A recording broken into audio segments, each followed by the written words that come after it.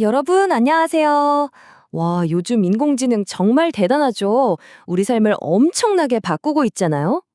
그런데 이럴 때일수록 우리가 한 번쯤 던져봐야 할 아주 근본적인 질문이 하나 있습니다.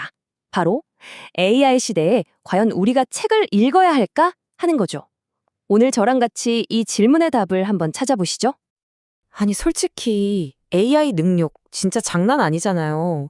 아무리 두꺼운 책이라도 그냥 휙 넣으면 몇 초 만에 핵심을 쫙 뽑아서 요약해 주는데, 그럼 우리가 굳이 시간 들여가면서 노력해가면서 책 한 권을 처음부터 끝까지 다 읽어야 하는 이유가 대체 뭘까요? 그쵸? 오늘 바로 이 어찌 보면 좀 도발적인 질문에서부터 시작해 볼게요. 그래서 이 질문의 답을 찾아가기 위해서 오늘 우리가 함께 살펴볼 내용은 크게 네 가지입니다. 첫째, AI 시대에 왜 읽어야 하는지. 둘째, 인간만의 영역인 감성과 상상력에 대해서. 셋째, 독서가 우리 뇌에 미치는 영향, 생각의 힘에 대해서 알아볼 거고요. 마지막으로, 그래서 우리는 AI와 어떻게 함께 살아가야 하는지 그 결론까지 한번 달려보겠습니다. 자, 그럼 바로 첫 번째 주제로 들어가 볼까요? AI가 이렇게 뭐든 다 요약해주는 시대에 독서는 대체 무슨 의미가 있을까요? 이 표를 보시면 AI와 인간의 역할이 정말 명확하게 갈리는 걸 볼 수 있어요. AI는 정보를 처리하고 요약하고, 그러니까 데이터를 분석하는 데는 정말 최고죠. 근데 인간은요? 독서를 통해서 그 너머의 것을 얻습니다. 바로 깊은 생각, 즉 사유, 그리고 통찰력, 나아가서는 지혜까지요. 그러니까 AI가 무엇인지 알려준다면 우리는 독서를 통해서 왜 그럴까, 어떻게 해야 할까를 고민하게 되는 거죠. 차이가 확 느껴지시죠? 결국 이겁니다. 독서는 단순히 정보를 머릿속에 집어넣는 게 아니라는 거예요. 책을 읽는다는 건 말 그대로 우리 자신을 변화시키는 과정 그 자체라는 거죠. AI가 요약해준 지식만으로는 절대 얻을 수 없는 거. 바로 내면의 성장. 어쩌면 이게 우리가 책을 계속 읽어야 하는 가장 본질적인 이유일지도 모릅니다. 자, 그럼 우리를 변화시킨다는 그 힘, 도대체 어디서 오는 걸까요? 그건 바로 AI가 절대 따라할 수 없는 우리 인간만의 고유한 영역, 바로 감성과 상상력에서 나옵니다. 이건 그냥 제 얘기가 아니고요. 정말 다양한 분야의 전문가들이 다 똑같은 말을 하고 있어요.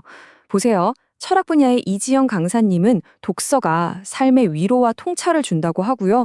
심지어 기술 분야의 카이스트 박사님도 창의성과 윤리의식을 키우는 최고의 방법이라고 말합니다.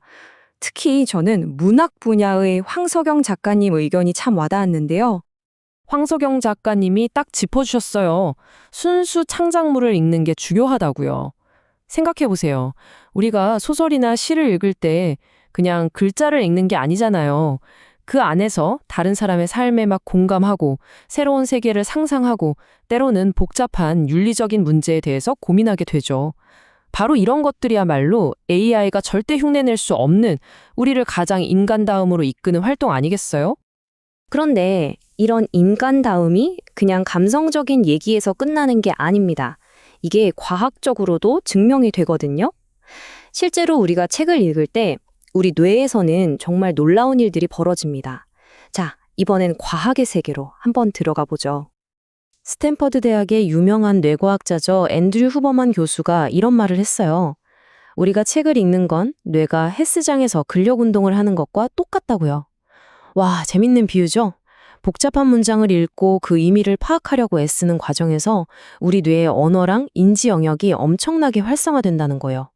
그 결과로 자연스럽게 표현력도 좋아지고 논리적으로 생각하는 힘도 확 올라가는 거죠. 뇌 근육을 키우는 셈입니다. 이렇게 생각하는 힘을 키우는 건 비단 현대과학만의 얘기는 아닙니다. 오히려 우리는 이걸 고전에서 더 깊이 있게 찾을 수 있죠.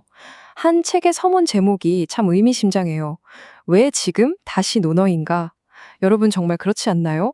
AI가 뭐든 척척 대답해 줄 것 같은 바로 이 시대에 왜 우리는 굳이 수천 년 전의 고전을 다시 읽어야 할까요? 그건 고전이 그냥 오래된 옛날 이야기가 아니기 때문이에요. 예를 들어 논어 같은 책은요. 시대가 아무리 변해도 달라지지 않는 인간의 본질에 대한 깊은 철학을 담고 있거든요. 우리는 이런 고대 지혜를 통해서 지금 우리가 겪고 있는 아주 복잡한 문제들을 해결할 실마리, 그러니까 실질적인 통찰력을 얻을 수 있는 거죠. 그리고 배우는 즐거움이 뭔지도 다시 한번 깨닫게 되고요. 자, 보세요.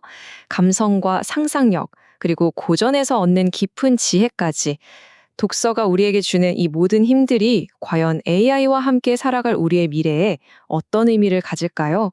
이제 거의 다 왔습니다. 마지막 결론을 향해 한번 가보시죠. 결론부터 말씀드리면 이건 AI 대 인간의 대결 구도가 아닙니다. 바로 AI 더하기 인간, 즉 협력의 시대라는 거죠. 독서는 우리를 AI보다 더 똑똑하게 만들려는 게 아니에요. 오히려 AI와 더 잘 협력하는 최고의 파트너로 만들어주는 겁니다. AI가 처리한 그 방대한 데이터를 가지고 우리 인간의 지혜로 그걸 해석하고 올바른 방향을 제시하는 역할, 바로 그게 우리에게 주어진 역할인 거죠. 정리해볼까요? 결국 독서는 우리에게 깊은 통찰력과 위로를 주고요. 창의력과 공감 능력을 키워줍니다. 또 우리 뇌를 단련시켜서 논리적으로 생각하게 만들고 무엇이 옳고 그른지 판단하는 윤리의식까지 길러주죠. 이 모든 것이 바로 AI 시대에 우리 인간만이 가질 수 있는 대체 불가능한 가장 강력한 경쟁력이라고 할 수 있겠습니다. 그리고 정말 중요한 건 이거예요. 우리가 독서를 통해 기른 바로 이 인간적인 능력들이 AI라는 이 엄청난 기술을 현명하고 또 윤리적으로 이끌어가는데 반드시 필요하다는 사실입니다. 왜냐하면 기술을 만드는 것도 그걸 사용하는 것도 결국 우리 사람이니까요. AI는요, 스스로 질문하지 못해요. 우리가 던지는 질문에만 답할 수 있을 뿐이죠. 그렇다면 어떤 질문을 던질 것인가? 그걸 결정하는 건 결국 우리 인간의 통찰력과 상상력에 달려 있습니다. 오늘 내용을 마무리하면서 마지막으로 여러분께 이 질문을 드리고 싶습니다. 여러분은 이 강력한 도구 AI에게 우리 모두의 미래를 위해 과연 어떤 질문을 던지시겠습니까?